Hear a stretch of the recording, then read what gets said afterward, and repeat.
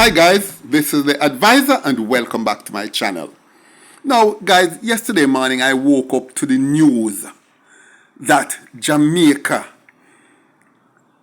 has to foot the bill for the Vybz Kartel case that had gone to the Privy Council. Now I thought to myself, why the Jamaican government have to fit the bill? It wasn't the Jamaican government who carried the Vybz Kartel case go to Privy Council.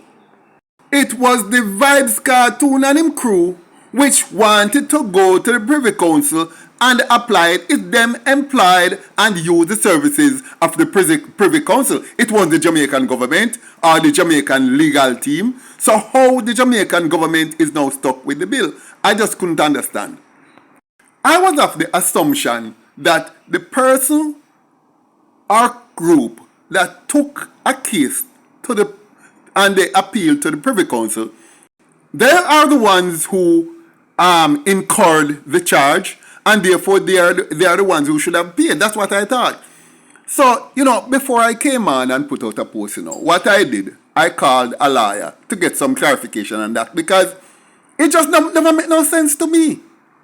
Well, guys, as you know, when it comes to carrying facts and the truth and try to get information that can uplift my people and make my people more intelligent, I'm going to get it and bring it. I'm not all for just little gossip.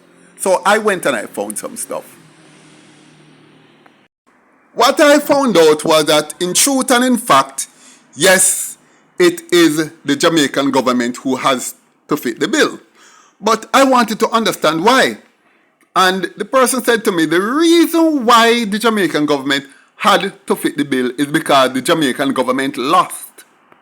And because the Jamaican government lost the case, then they would be awarded cost. But then again, I couldn't understand, how did they lose the case when, even though the case was quashed, it is not like the men were pronounced innocent. They were only it was only a minor technicality that caused the case to be quashed. So it's not like the Privy Council thought they were innocent or anything. So he said that regardless of that, once the case was quashed, or should we say set aside, then regardless of what, the cost would be awarded to the courts, which means the Jamaican government. But I said to myself, but suppose the courts, the Privy Council, had upheld the conviction, how would Kartel have been able to pay? Because he would have been behind prison walls anyway. How could he pay? Or he could have gotten away on that technicality because they couldn't force him to pay from behind bars when technically he wouldn't have had any earnings. Now, this leads me to wonder, are we saying that anybody can just appeal to the Privy Council whenever and if ever they chooses, and the government is stuck with the bill if the person actually wins their case?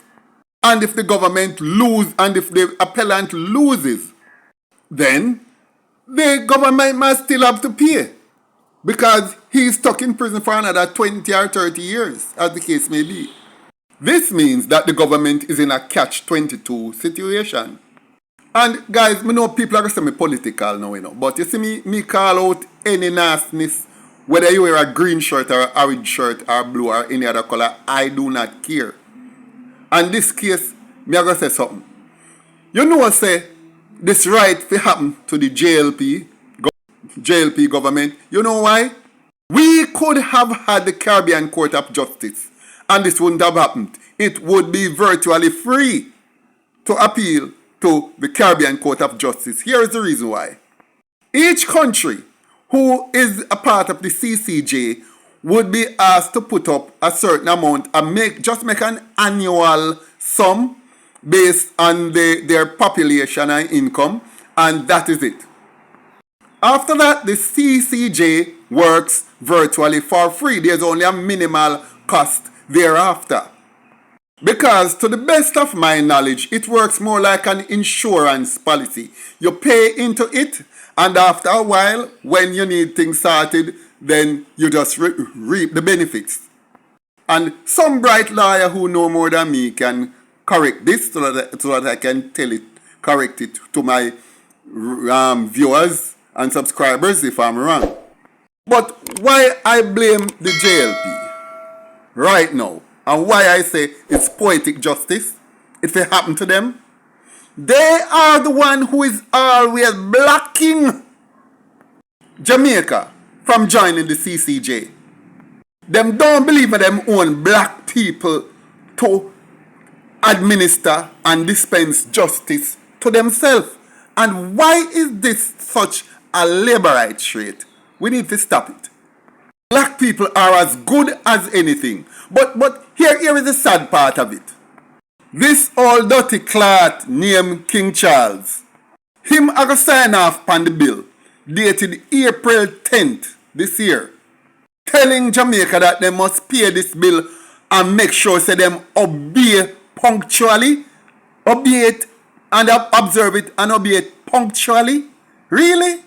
Why should we have to pay for the Privy Council to be seen and dispense justice by the Privy Council in the first place? What uno do for we? Remember, King Charles, your representative is out here in the form of the Governor General. Who paid the Governor General? The whole heap of hundreds of $1 million spent on the Governor General every single year. Who paid? You pay 1 penny of that? But him is here doing your work. Him is here standing in for you. And you don't pay one God Almighty, Christ Almighty dollar towards it. And yet we must pay you for look upon one case for us. Tony Blair came here about 15 years ago, your Prime Minister. And when the Jamaican government looked upon him and said, listen, what about reparations for slavery and the rape and the deprivation and everything? Why what Tony Blair tell Portia say, me not come here for that. I don't come here for that. I don't come here for that. And he didn't even entertain any discussion whatsoever. And you send bill out now. Let me tell you what. You see, Jamaican government just pay the people them damn bill. You hear me? Pay it to the old white slave master. And them no nourish, and them no cherish. And for that, if you just pay up. While I like how the Jamaica Labour Party runs the government per se, I don't like them Uncle Tom behavior, because it's a strictly subservient Uncle Tom behavior by them.